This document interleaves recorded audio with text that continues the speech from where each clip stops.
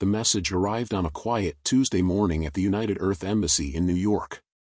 It came through the standard diplomatic channels, just another routine space transmission among thousands that passed through Earth's growing interstellar network. But this one was different. This one carried the weight of history.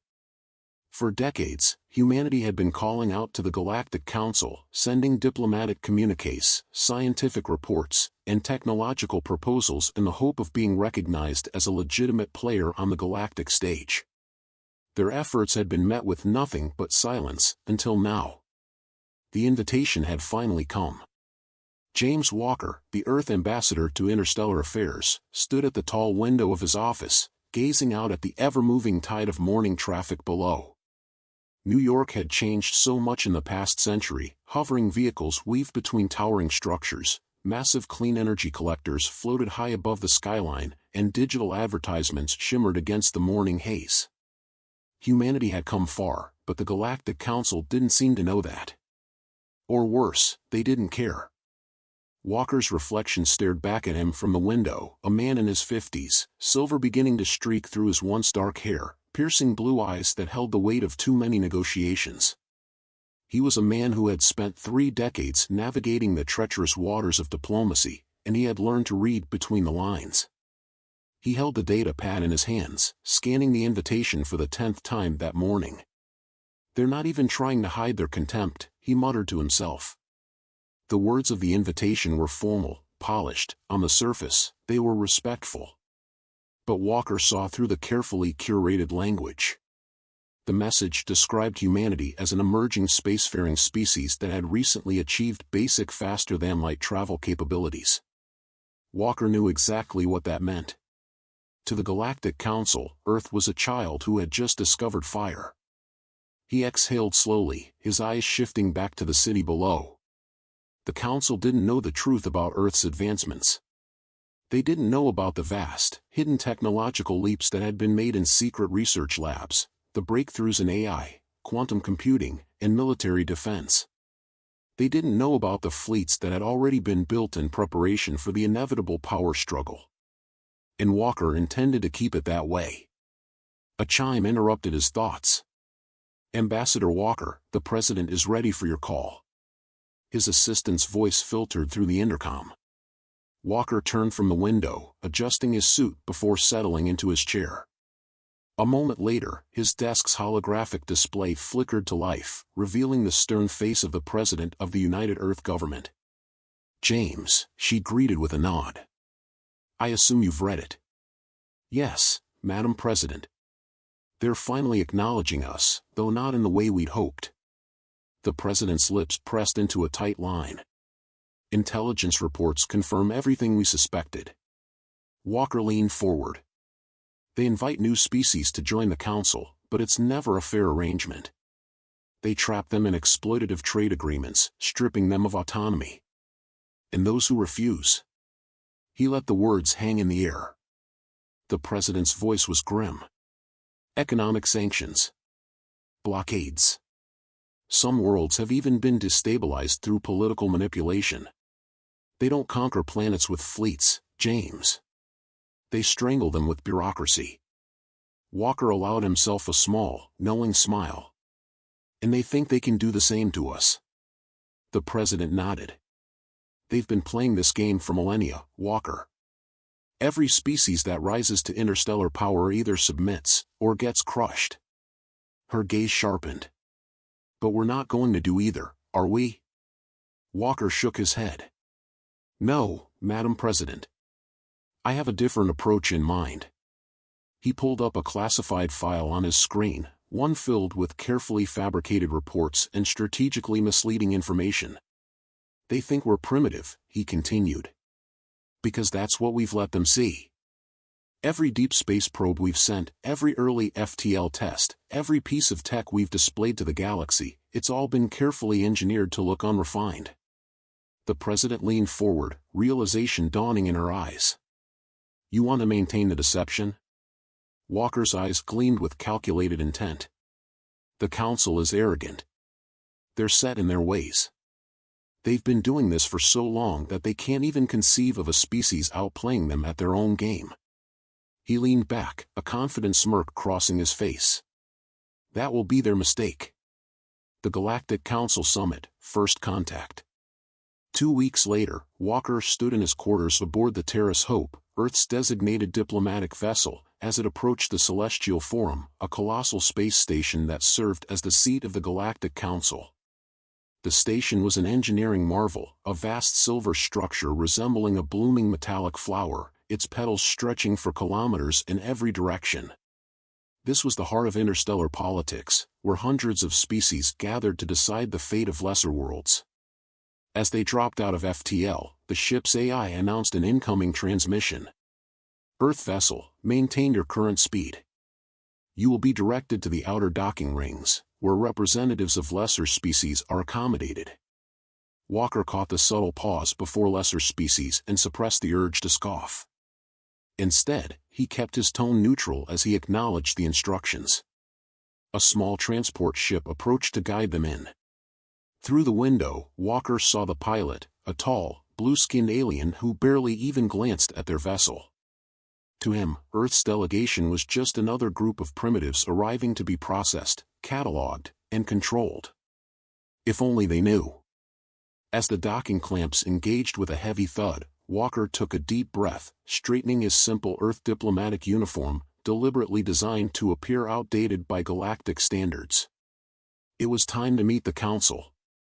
Time to play the role of the eager, naive representative of a young species.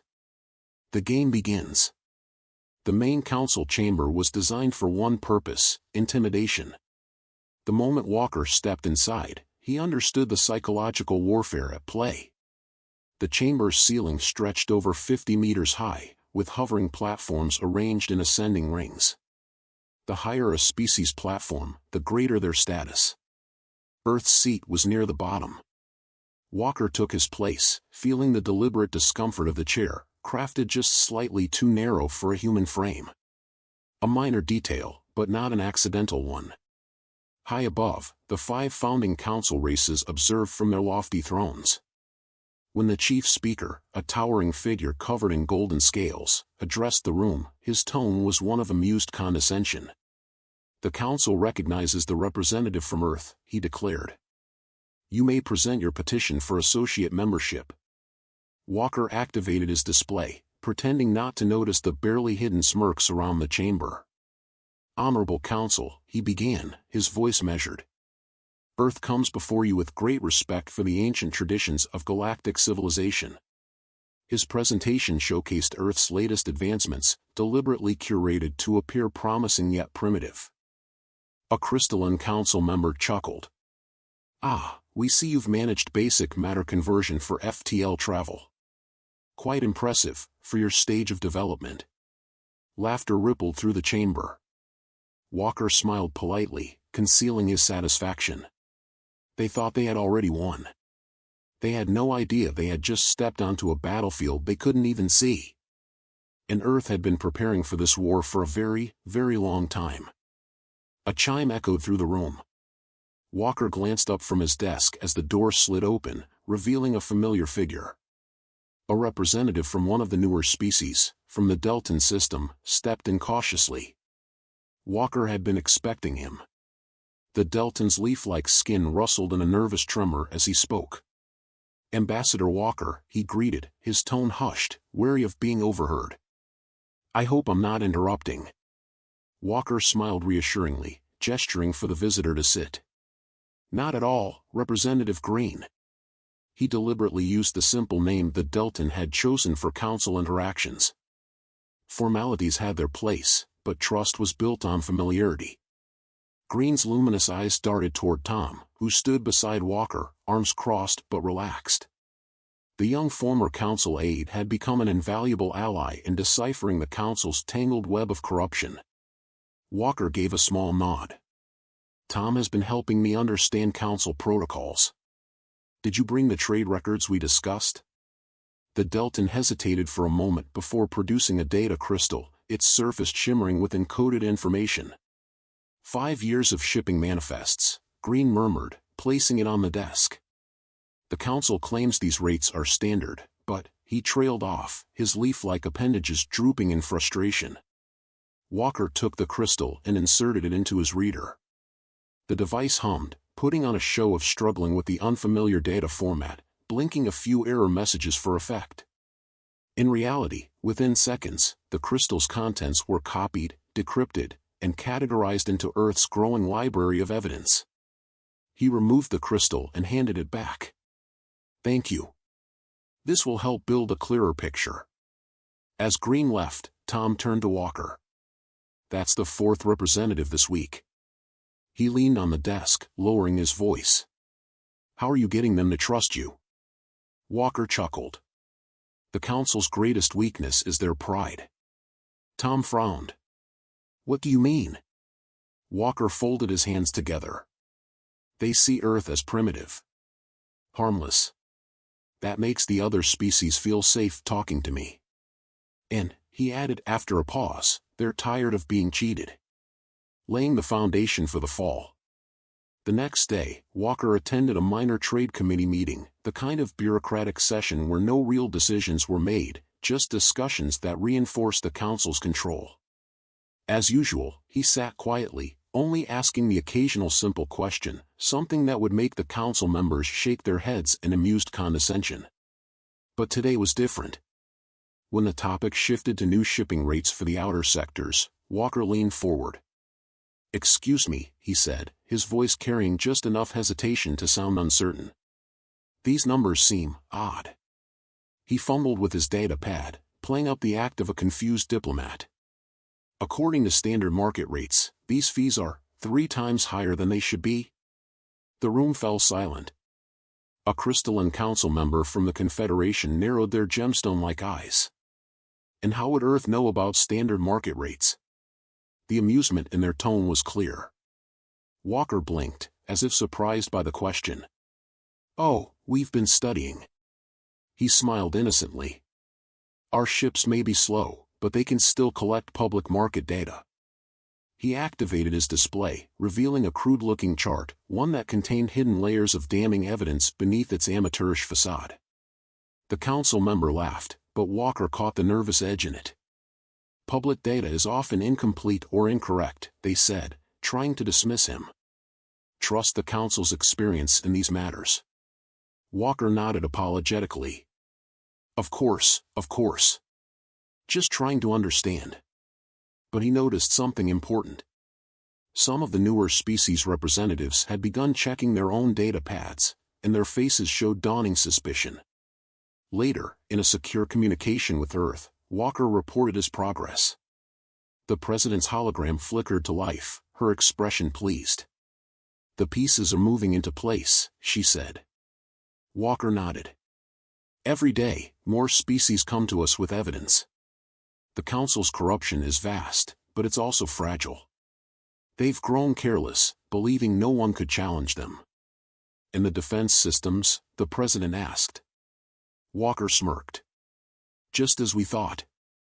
Advanced, but heavily reliant on AI systems that haven't been updated in centuries. They think their technology is unbeatable because no one has tested it in so long." "And our countermeasures?" Walker leaned back in his chair. "Ready. But hidden." The president's nod was slow, deliberate. "Keep going. Earth stands ready." Walker ended the call and turned to the large window overlooking the Celestial Forum. Somewhere in those gilded halls, the council members were still laughing at Earth's primitive technology. Soon, they would learn just how expensive that laughter would become. Breaking the illusion. The Grand Chamber buzzed with excitement. Today was the annual Trade Agreement Review, where the Council would announce new regulations and rate adjustments. Walker sat in his usual low-ranking position, watching the proceedings unfold. The chief speaker, his golden scales gleaming, stood on the highest platform. "We will now review the adjusted trade rates for the outer sectors. As always, these changes are for the benefit of all species." Walker checked his data pad one last time. Months of gathering evidence had led to this moment. Beside him, Tom sat rigid, his expression carefully neutral. "For the coming cycle," the chief speaker continued, "transport fees will increase by 30%. This is necessary for improved security and maintenance. Walker stood slowly. A murmur spread through the chamber.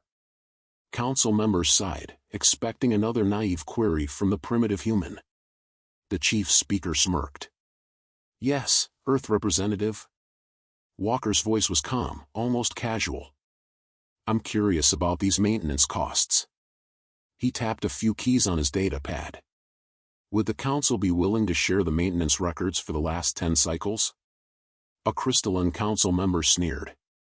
"That information is restricted. The council's decisions do not require justification," another snapped. Walker nodded. Of course. It's just that," he pressed a final button.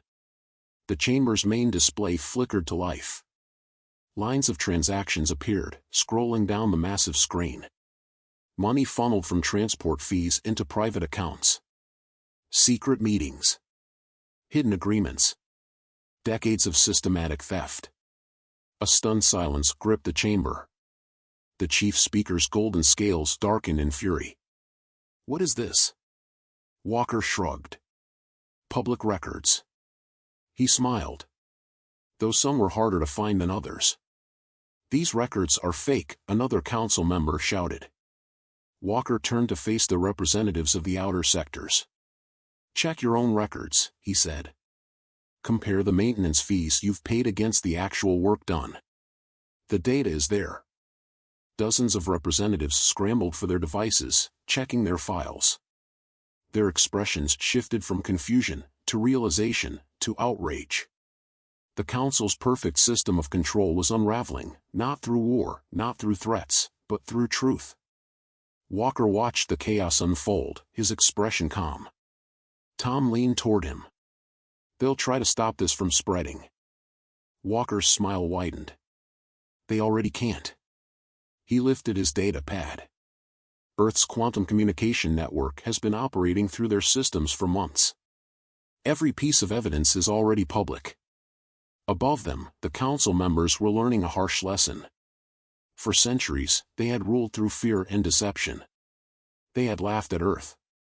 But they had laughed at the wrong species.